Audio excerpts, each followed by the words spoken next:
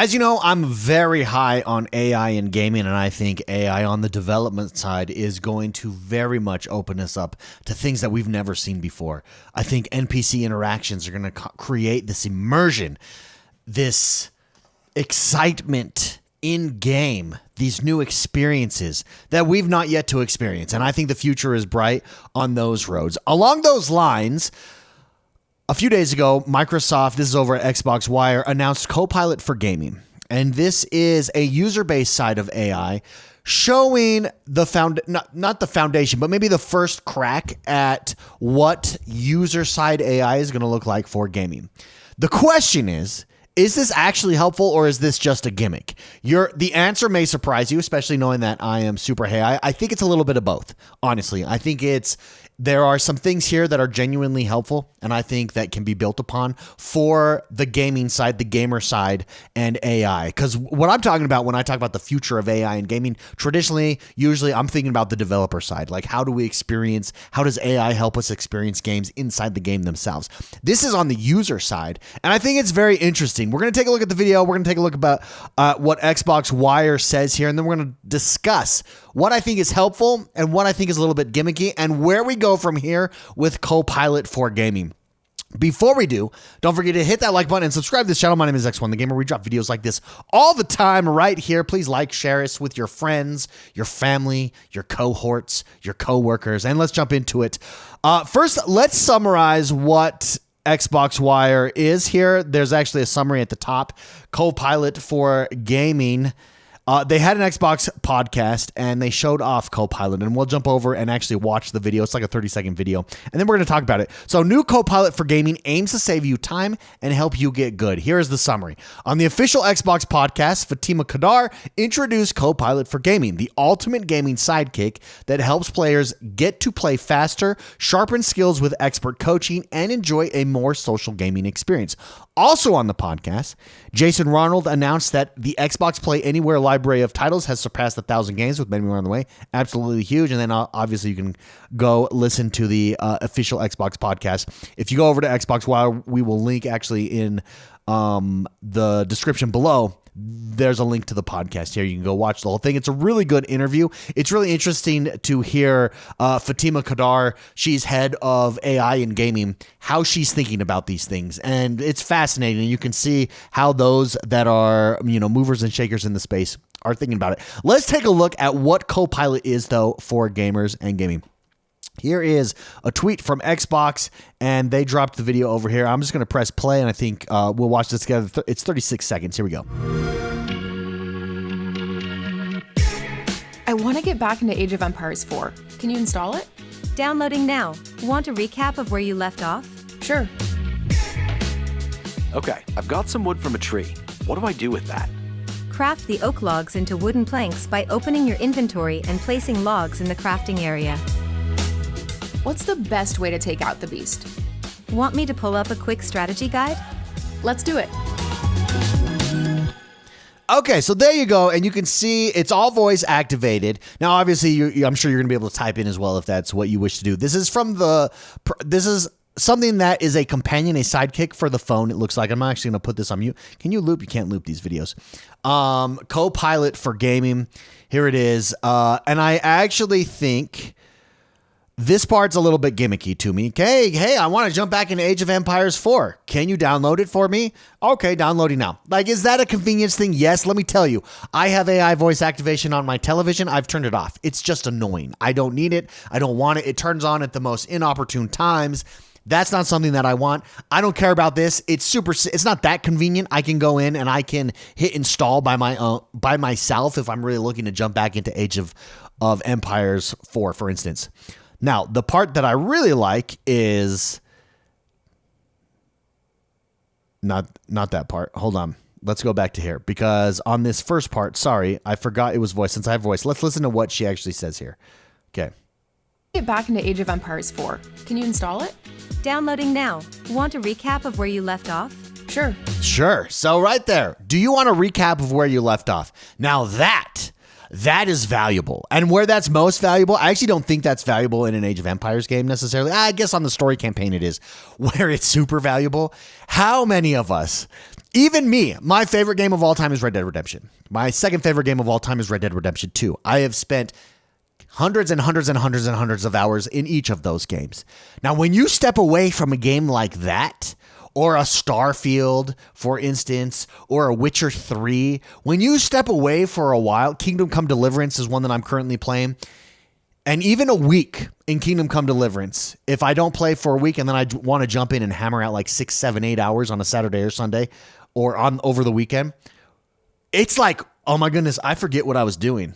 And then it's like, I think I should just start over because I don't even remember half the story. I'm not as invested. I don't remember. Let's just start over. You don't want to do that when you're 40 hours into a game, 20 hours into a game, 30 hours into a game. It's very inconvenient. It's actually one of the biggest problems, I think, with large open world RPG games, because if you take any time off, if you're not able to play for a week, 2 weeks, 3 weeks maybe, or another game jumps out and so you jump over to it and you don't play for like a month and then you come back, you're like, oh shoot, I have no idea what was happening in this game.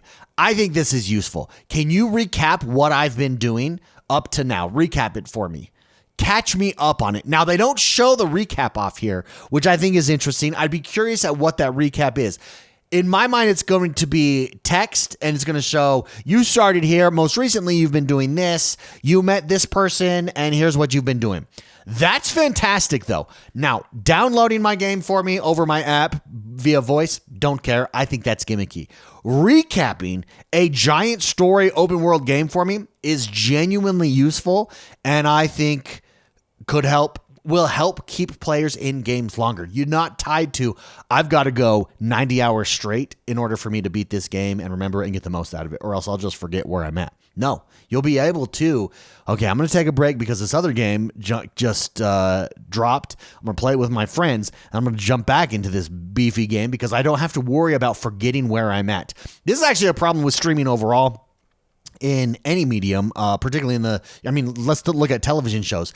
I hate when you binge watch a TV show and then you don't get the season 2 until 3 years later, and you're like, I don't even remember what happened here. So you got to go and watch it back again, and there's no sufficient recap. None of the recaps are really good. So this would be fantastic, and I think this is one of the most useful parts of the Copilot that I saw. And the part that I got most excited about, honestly, it's a real pain point for gamers. And where AI is going to succeed, in my mind, is where AI can solve those pain points for gamers, at least AI on the gaming side. I think AI on the dev side, it solves pain points for devs, obviously, but then also, how can we enhance immersion via AI responses in NPC, missions, etc., etc.? Let's continuing on here. The second part is, you can see this person is playing Minecraft and is like, hey, I got wood from a tree. What do I do with it now? And they just tell you, all you got to do is open up your menu and craft it.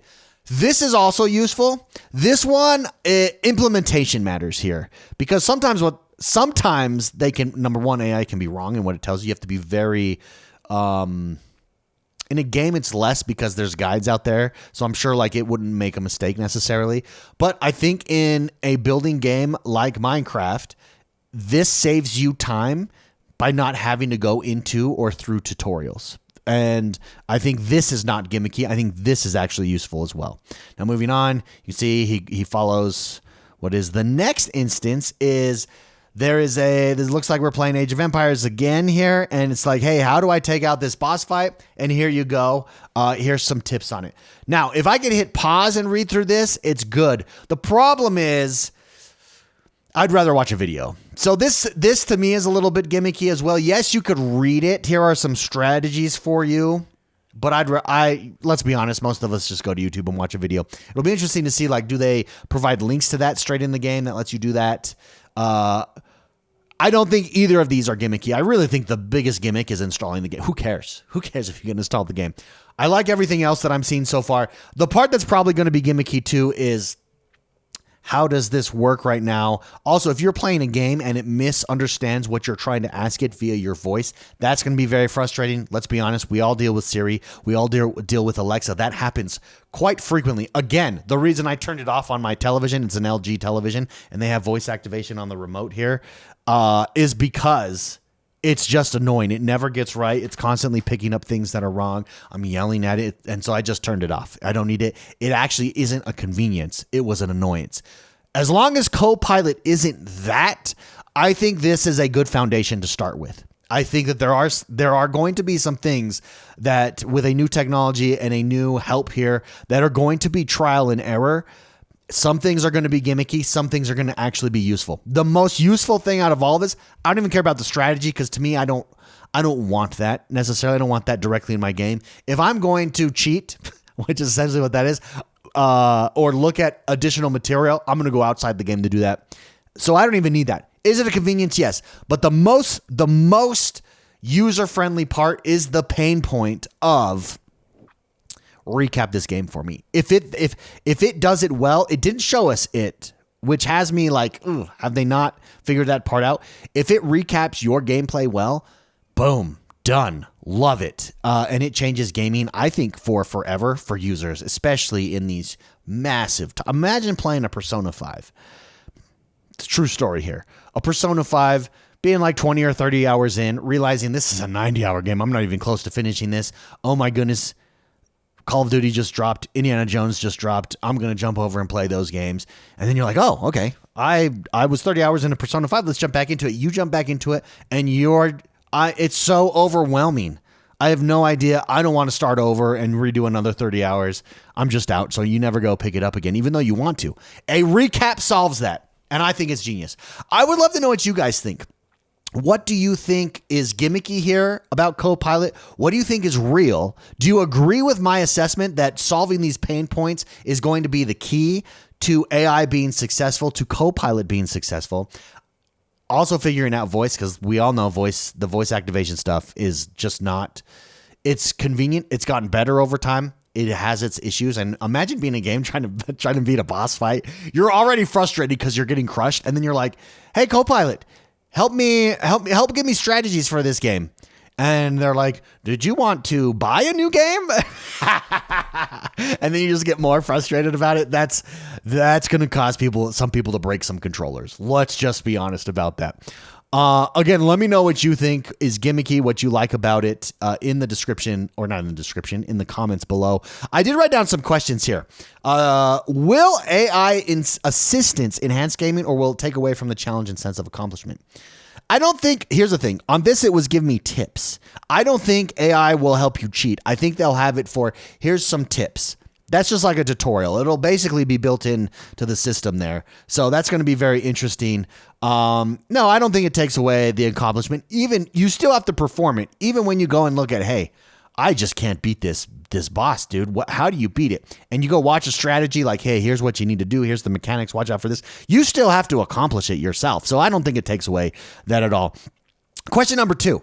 Would you trust an AI to help guide your gaming experience, or do you prefer figuring things out on your own? Number 1, figuring your things out on your own is obviously the most rewarding, especially in certain games. There is a breaking point for people, though. But would I trust an AI guide? Yeah, I would trust an AI guide. I don't think that there's any reason not to. I think they've gotten pretty decent at that, grabbing all the culmination of information for a strategy and then distilling it inside your game. Now, what this is going to change, and anytime a new technology drops that changes industries, it affects different markets, and then different markets adjust. What I could see, if this is really good long-term and it gets to a point where it's really good long-term, all of a sudden content creators are no longer getting the views they once got. Why? Because I don't need to go to YouTube to look up how to X, Y, or Z. I can just ask AI is grabbing that information from your video that you made on YouTube anyways, and pulling it and putting it in written form in my game. So we are going to see some industry shakeups here if this is good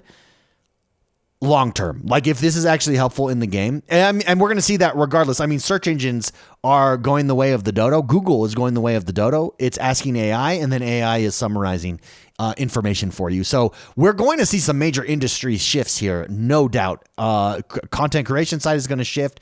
Maybe we go back to more opinion-based stuff like what we do on this channel, or more entertainment stuff, and that's what we are viewing gaming stuff for. And you're not necessarily viewing it for helps, tips and tricks, guides, or anything like that, because that's all handled inside of something like Copilot, for instance, or in the game itself, your gaming console itself. It's going to be very interesting to see how the market evolves from there. Last question. Is Xbox leading the way in AI gaming innovation, or will this turn out to be another overhyped feature that no one uses? Some of it no one will use, ever. I think some of it is overhyped. I think the purpose of Copilot for now is to show you, is to create a foundation, see what sticks, what works, what doesn't work, what is actually helpful, what is not helpful. If none of this is helpful, if none of this works in practice, then it just won't be there. For instance, when Siri first dropped on Apple, it was a party trick. That was, hey, look, I can talk to my phone, guys. Check it out. But you never actually used it. Now you use Siri quite frequently. I've got Siri here in my office. I use it to turn on and off these lights behind me, for instance. But I use it for very different things than it was originally advertised for. I think we'll see similar evolution here with Copilot and Xbox and AI and the user side of gaming and what tools drop. It will evolve over time. What is useful, what is not useful, and we'll go from there. So some of it just won't be. Some of it will be gimmicky. I think installing your game via voice on your is gimmicky. Like, is it useful? Kind of, but it's also really gimmicky. Recapping for me, if it works, recapping where I'm at in the game, not gimmicky at all. Real pain point that AI can address for me and help me. If it works, that's the caveat there on everything. I think this is just setting a foundation for us, though, and it will evolve over time for sure, no doubt. Again, would love to hear what you guys think. Are you one of the AI bad guys? If you are, I think you're missing the boat, honestly. I think you're 5 years behind of where we're at technologically speaking, and you need to learn AI. You need to learn it now. You need to learn how to use it. It's just like someone that was learning how to edit videos and record videos on a VHS and refused to update. Guess what? You got left behind in the dust. And that's what AI is to me. It's a tool that developers and users are going to be able to use to their benefit to make life easier, address pain points, make games more immersive, fun, less expensive for all of us. And I cannot wait for it. And it's going to be exciting to see what sticks, what doesn't stick, where we go from here. For now, overall, gimmicky, not gimmicky, Copilot. I would say overall, just because we don't have use for it, overall, right now, I'd probably lean it towards the gimmicky side. It's just the nature. Again, Siri at one point was gimmicky. Alexa at one point was gimmicky. Now it's not. We use it all the time. That's going to be the nature of this. The best use case, I'm going to repeat it, the gaming recap, guys. I love that. That is not gimmicky at all. So it's going to be interesting. I love the first step here by Xbox, Copilot for gaming. I love that we didn't call it something like Cortana like they tried to do before with the Windows Assistant.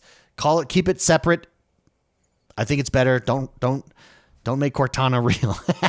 I mean, you could make her real if I get access. But anyways, again, let me know what you think in the comments below. Thank you very much for hanging out, guys.